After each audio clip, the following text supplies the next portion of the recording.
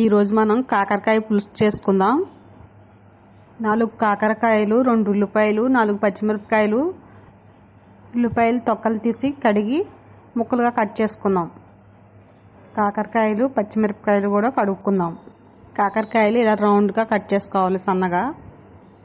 కావాలంటే గింజలు ఉంచుకోవచ్చు, లేదంటే లేదు, మన ఇష్టం. మొత్తం కట్ చేసి పక్కన పెట్టుకుందాం. ఉల్లిపాయలు, పచ్చిమిరపకాయలు కూడా ఇలా కట్ చేసుకోవాలి. ముందుగా మూకుడు పెట్టుకుని 3 స్పూన్ల ఆయిల్ వేసుకుందాం. ఆయిల్ వేడెక్కింది. ముందుగా కట్ చేసుకున్న ఉల్లిపాయలు, పచ్చిమిరపకాయలు మనం వేసుకున్నాం. కొంచెం గోల్డ్ కలర్ వచ్చేంత వరకు వేయించుకుందాం. పసుపు వేసుకుందాం.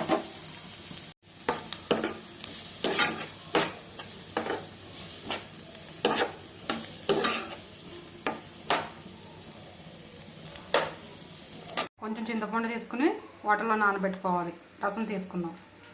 1 గ్లాస్ వాటర్ పోసి చింతపండు రసం తీసి పెట్టుకున్నాం. ఇంకో మూకుడు పెట్టుకుని 3 స్పూన్ల వరకు ఆయిల్ వేసుకుని కాకరకాయ ముక్కలు వేసి వేయించుకోవాలి. మధ్య మధ్యలో మనం కదుపుకుంటూ ఉండాలి. ఇలా వేయించుకోవడం వల్ల మరీ చేదుగా ఉండదు. ఇలా కొంచెం కలర్ వచ్చేంత వరకు వేయించుకుని పక్కన పెట్టుకోవాలి. పసుపు వేసుకుని ఇలా గోల్డ్ కలర్ వచ్చేంత వరకు ఉల్లిపాయలు వేయించుకున్నాం కదా. ఇప్పుడు కాకరకాయ ముక్కలు వేసుకుందాం. ముక్కలు మొత్తం వేసి ఒకసారి బాగా కలుపుకోవాలి. 5 నిమిషాలు మూత పెట్టి మగ్గించుకుందాం. ముక్కలు మగ్గిపోయాయి. 2 స్పూన్ల కారం వేసుకుందాం.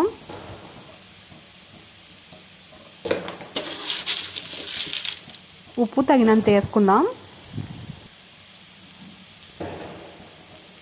ఉప్పు కారం కలిసేలాగా మొత్తం ఒకసారి కలుపుకుని 5 నిమిషాలు మూత పెట్టి మళ్ళీ మగ్గించుకుందాం. ఇప్పుడు మూత తీసి ఒకసారి మొత్తం కలుపుకుని ముందుగా తీసి పెట్టుకున్న పులుసు వేసుకుందాం. ముందుగా చింతపండు రసం తీసి పక్కన పెట్టుకున్నాం కదా, అది వేసుకుందాం.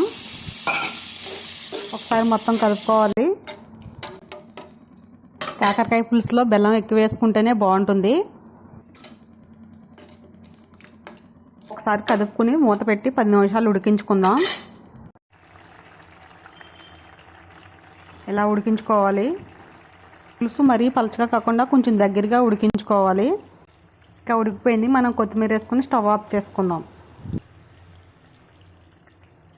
కాకరకాయ పులుసు చాలా బాగుంటుంది. మీరు కూడా ట్రై చేయండి. హెల్త్కి చాలా మంచిది.